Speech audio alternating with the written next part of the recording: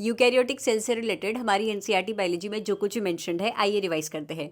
बच्चों, eukaryotic cells वो sales होते हैं जिनके पास मेम्ब्रेन बाउंड सेल ऑर्गेनल्स जैसे कि माइटोकॉन्ड्रिया, एंडोप्लाज्मिक रेटिकुलम, न्यूक्लियस, ये सभी मौजूद होते हैं और इनका न्यूक्लियस वेल डिफाइंड होता है, यानी कि न्यूक्लियस के अंदर जो जेनेटिक मटेरियल है वो न्यूक्लियर एनवेलप से कवर्ड है। अच्छा, यूकैरियोटिक सेल्स में आते हैं protists, plants, animals, fungi. NCERT में एक लाइन दी हुई है कि in eukaryotes there is extensive compartmentalisation of cytoplasm through the presence of membrane bound cell organelles. इसका क्या मतलब है बच्चों?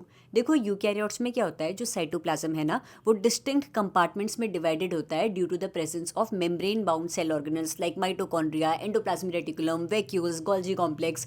क्या है, यूकैरियोट्स में जो साइटोप्लाज्म है उस साइटोप्लाज्म में मेम्ब्रेन बाउंड सेल ऑर्गेनल्स मौजूद है। सेल ऑर्गेनल्स के पास अपनी अपनी सेपरेट मेम्ब्रेन्स है। इन मेम्ब्रेन्स होने की वजह से क्या हो रहा है, साइटोप्लाज्म में ना कंपार्टमेंट्स जैसा अपीयरेंस आ गया है। इसीलिए कहा गया है कि यूकैरियोट्स में साइटोप्लाज्म क्या शो करती है, एक्सटेंसिव कंपार्टमेंटलाइजेशन शो करती है। मेम्ब्रेन बाउंड सेल ऑर्गेनल्स मौजूद है, हर ऑर्गेनल की अपनी अपनी मेम्ब्रेन है। सेपरेट मेम्ब्रेन्स होने की वजह से कंपार्टमेंट जैसा अपीयरेंस आ गया है। अच्छा, यूकैरियोट्स में कॉम्प्लेक्स लोकोमोटरी स्ट्रक्चर्स जैसे कि सीलिया, फ्लैजिला और साइटोस्केलेटल स्ट्रक्चर्स जैसे कि माइक्रोफिलामेंट, माइक्रोट्यूब्यूल्स, ये सभी भी मौजूद होता है बच्चों। यूकैरियोट्स का जो जेनेटिक मटेरियल होता है ना, वो फ्रीली फ्लोटिंग नहीं होता बल्कि क्रोमोसोम्स में ऑर्गेनाइज्ड होता है। जो जेनेटिक मटेरियल है फ्रीली फ्लोट नहीं करेगा साइटोप्लाज्म में, बल्कि जेनेटिक मटेरियल टाइटली पैक्ड होता है विद हिस्टोन प्रोटीन्स, इसीलिए क्रोमोसोम्स की फॉर्म में ऑर्गेनाइज्ड होता है।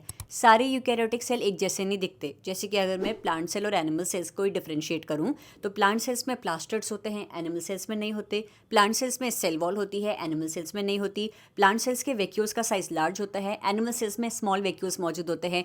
एनिमल सेल्स में सेंट्रियोल्स मौजूद होते हैं। सेंट्रियोल्स ऑलमोस्ट सारे प्लांट सेल्स में एब्सेंट होते हैं। अगर टॉपिक समझ आया तो वीडियो को लाइक जरूर करिएगा और इसी तरीके से एनसीईआरटी के हर एक टॉपिक को शॉर्ट्स की फॉर्म में समझने के लिए stay tuned to biology eighties.